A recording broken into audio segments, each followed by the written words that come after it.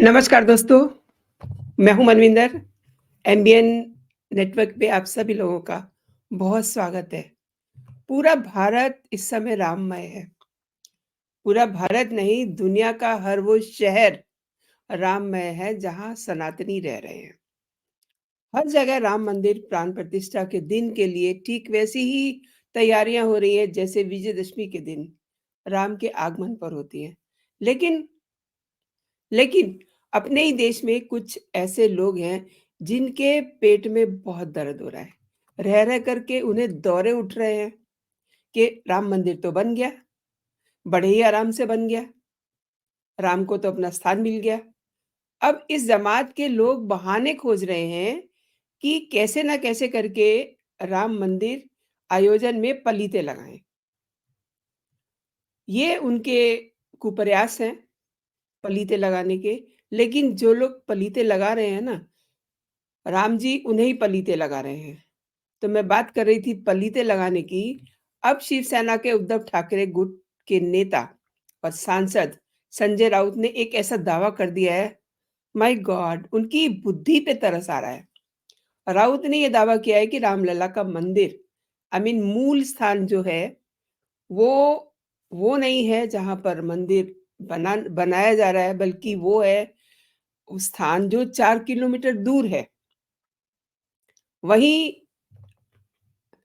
अब उनकी बुद्धि का क्या कहें?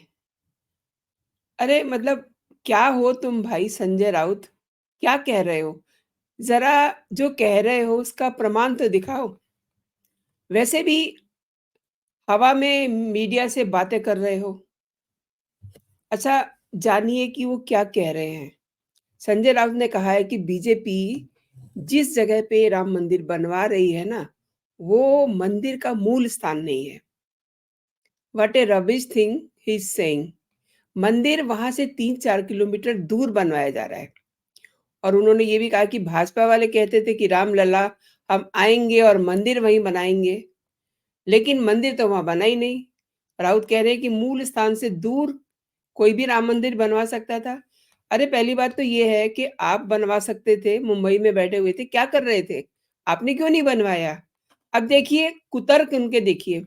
संजय राउत ने ये कहा है कि वो विवादित जगह आज वैसे ही है। ये सुनने के बाद राम भक्त चुप थोड़ा रहते। उन्होंने भी अच्छे से सोशल मीडिया पे संजय राउत को ट्रोल करना शुरू कर दिया। संजय राउत के इस बयान का वीडियो विकास बंसल नाम के एक कांग्रेसी कार्यकर्ता ने शेयर किया था, जिसे मैं आपके साथ शेयर करना नहीं चाहती क्योंकि वो बकवास है। विश्व हिंदू परिषद के प्रवक्ता विनोद बंसल ने इसको स्पष्ट किया कि ऐसे लोग जो बातें करने वाले हैं ना, वो विधर्मी हैं।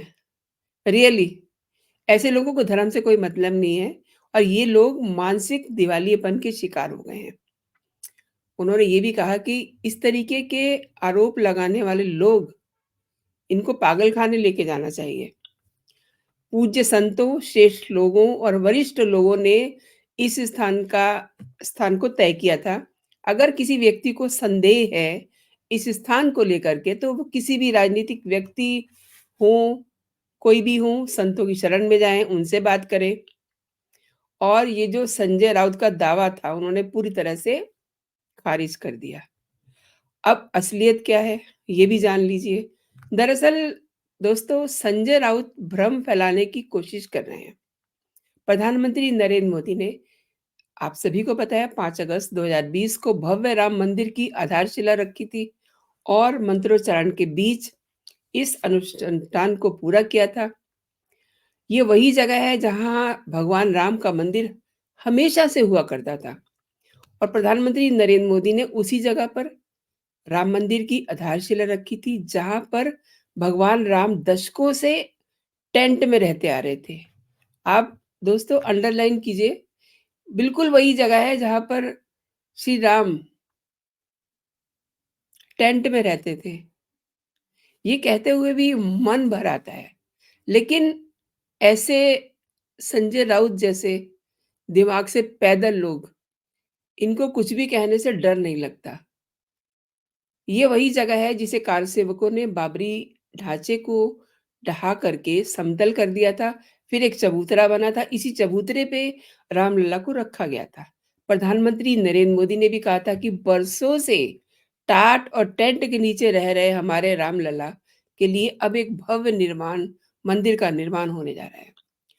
और एक बात और उन्होंने जोड़ी थी, टूटना और फिर उठकर खड़े होना, सदियों से चले आ रहे इस व्यक्ति क्रम से राम जन्मभूमि आज मुक्त हो गई।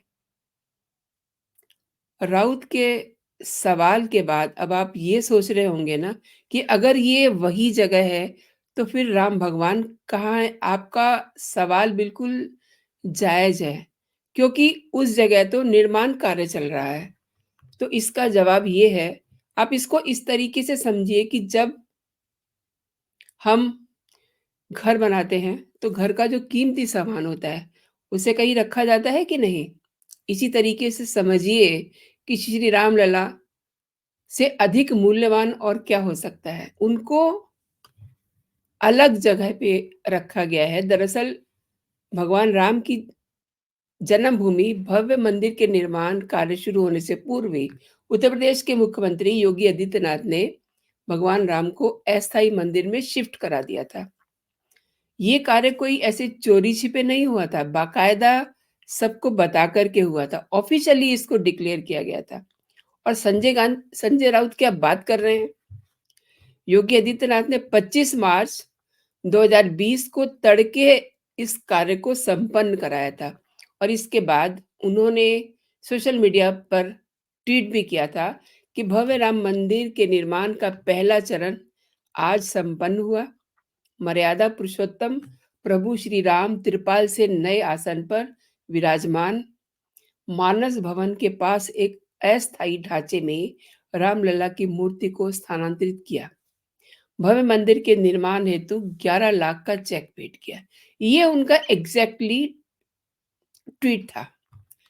अब आपको समझ आ गया होगा कि संजय राउत क्या फैला रहे हैं, आई मीन घृणा फैला रहे हैं।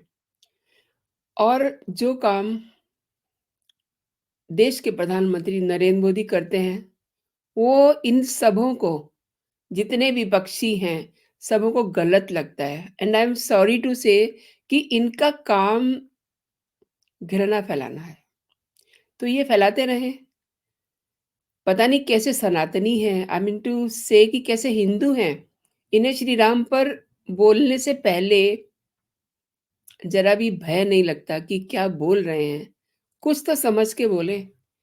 आज ये ऐसी बातें कर रहे हैं, इन्हें शर्म आनी चाहिए। विदेशों में 22 जनवरी के लिए कितनी तैयारियां हो रही हैं और ये अपने ही देश में बैठ करके ऐसे ऐसे लकूनाज लगा रहे हैं, घृणा फैला रहे हैं। अब आप समझ गए होंगे। दरअसल रामलला को तिरपाल से मुक्ति दिला करके उन्हें एक अस्थायी मंदिर में शिफ्ट किया गया था, जो मानस भवन के काफी नजदीक है। और इस बात की सूचना सार्वजनिक तौर पे मौजूद है।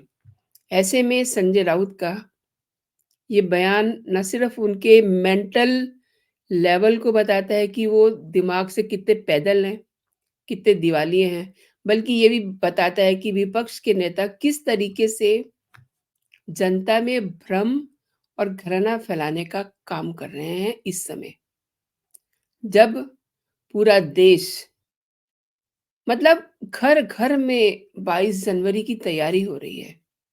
घर घर में उस दिन को किस तरीके से सेलिब्रेट करना है, क्या करना है, कैसे भगवान जी को भोग लगाना है, कहाँ उनको स्थापित करना है, सब अपने घरों में भी उस दिन सेलिब्रेशन करेंगे ना, तो सब तैयारियां कर रहे हैं। अब दिन ही कितने रह गए हैं, लेकिन संजय राउत जैसे लोग ये बताते हैं कि जब आपके हाथ में अंगूर ना आए ना, तो आप कह दीजिए कि वो खट्टे हैं। बहुत ही बेशर्म हैं। मतलब श्री राम का मंदिर भक्ति भाव से तैयार हो रहा है और ये लोग क्या कर रहे हैं? मतलब इनमें तो ऐसा फ़ील ही नहीं है ना, जिस फ़ील से वो मंदिर बन रहा है, मंदिर का निर्माण हो रहा है, वो फ़ील इनके पास है ही नहीं। तो ये अच्छी बात कैसे कर सकते हैं? शायद से आई एम सॉरी टू से इनके पास वो कहते हैं ना कि किस्मत, नसीब वो इनके पास है ही नहीं, इसीलिए शायद ये ऐसी बातें कर रहे हैं। दोस्तों, ये बात करते-करते मुझे भी बहुत गुस्सा आ रहा है संजय राउत की ये बात सुन कर के। जब से मैंने ये स इनका ट्वीट देखा, वो मैंने वीडियो देखा, तब से I am feeling very upset कि किस तरीके की बातें ये लोग कर रहे हैं और कैसे ये सनातनी हैं, कैसे ये हिंदू हैं। इनके मन में ज़रा भी ईश्वर का, भगवान का डर नहीं है, श्री राम के प्रति इनकी श्रद्धा नहीं है। कैसे घृणा फैला रहे हैं ये। आपको ये मेरा कंटेंट कैसा लगा? मैं चाहूँगी कि आप इस पे अपनी राय ज़रूर दें, और जो लोग श्री राम मंदिर के लिए इस तरीके की बातें फैला रहे हैं, आप प्लीज़ मेरे कमेंट बॉक्स में ज़रूर उनके लिए अपनी टिप्पणी कीजिएगा। अभी के लिए दोस्तों इतना ही। आप अपना और अपनों का ख़्याल रखिए। अगर अभी तक आपने मेरा चैनल सब्सक्राइब नहीं किया है, तो मेरे चैनल को आप सब्सक्राइब कर लीजिए, ताकि मेरा जो भी लेटेस्ट कंटेंट हो आप तक सबसे पहले पहुँचे। आप अपना और अपनों का ख़्याल रखिए, खुश रहिए, स्वस्थ रहिए। जय हिंद, जय भारत।